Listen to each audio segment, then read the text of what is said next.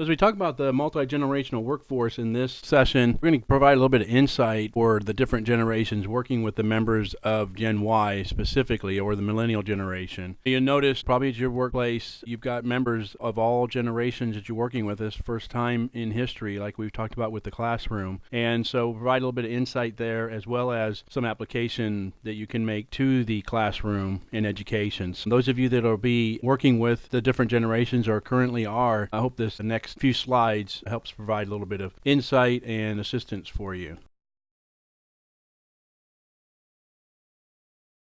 The first group we look at is the Traditionalists and the Gen Y. Remember, the Traditionalists, or the veteran generation from 1920s to 33, believe that in hard work and will work long hours. They like positional authority. In contrast to Gen Y, they're willing to trade off money for other things, time off or a vacation package maybe, or some sort of a gift. In opposition to the Traditionalists or veterans who like positional authority, Gen Y would rather send ideas and questions straight to the person that it benefits. They're more relational, that they want to go to talk right to the person, feel more community that way and relational. For the veteran or traditionalist, loyalty is essential. For Gen Y, rules are malleable, so they're kind of flexible. The veteran or traditionalist is motivated by acquisition of material wealth, whereas the Gen Y see things that work can be done outside of one geographical location. So boundaries aren't a big thing to them, so they hindrance geographically speaking as they were 50, 60 years ago, obviously with the transportation and things that are accessible for young people to travel. So a lot of the younger people aren't as geared to getting things as they are to being flexible to travel and to go and be able to do things outside of their home area. So they're very open to other challenges, both here in the States as well as internationally. So that's a big difference.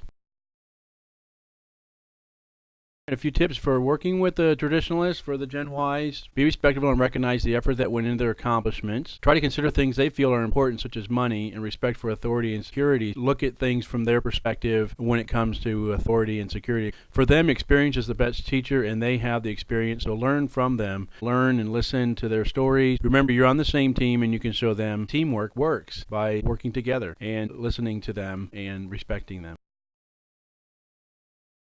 We'll move into the Boomers and Gen Y now. Gen Y wants to learn, and Boomers enjoy teaching and helping you succeed. Boomers make great mentors for Gen Y, and also they're a generation removed from Gen Y, so it's not the Gen Xers ganging up on them. Shared goals of creating change in the workplace and beyond. Boomers may want more flex hours, etc., and Boomers have a desire to make a difference. Team up with them to make a greater impact, and they feel young. Remember from that presentation on the Boomers that even though they're aging, they still feel young inside, and they have a youthful attitude. They're very open to young people and enjoy your energy. Take the opportunities to be mentored by them. There are a lot of Boomers in the workforce getting ready to retire, so before they're gone off the scene, it'd be good to be able to learn from them and from their experience as well.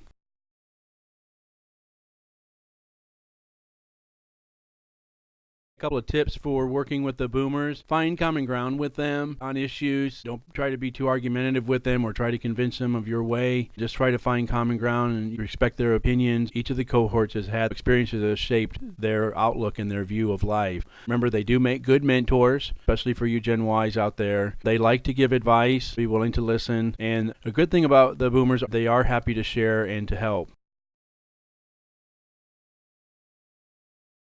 Now look at Gen X compared with Gen Y. Gen X, they like to bend the rules, but will ultimately follow them to get the job done, whatever it takes. Gen Y will challenge the rules that they consider pointless rather than keep their heads down. They're a little bit bolder and more forthright. Gen X will be conservative in their work styles and more prone to watching out for themselves. Gen Y have a very collaborative work approach and more technologically savvy as a group. Gen Xers, they're a little skeptical because of how they've been treated as a cohort by the Boomers, just always kind of being questioned and dubbed the lazy generation, so they're careful in their approach a lot of times. Gen X will possibly be worried about the Gen Y energy and technical savvy for future Boomer jobs. For the Gen Y, you really need to be careful because a lot of Gen Xers tend to be suspicious, I guess I say, or insecure that the jobs that they've been waiting for the Boomers to move out of the way to take, the Gen Y would just jump over them and take those jobs that the Boomers are leaving because of the skill set that Gen Y or Millennial Generation has with technology. Gen Y operate with the skills they have and not worry about staying in the mold for others' sake. So they're real self-assured, self-confident in what they're doing, pretty confident generation.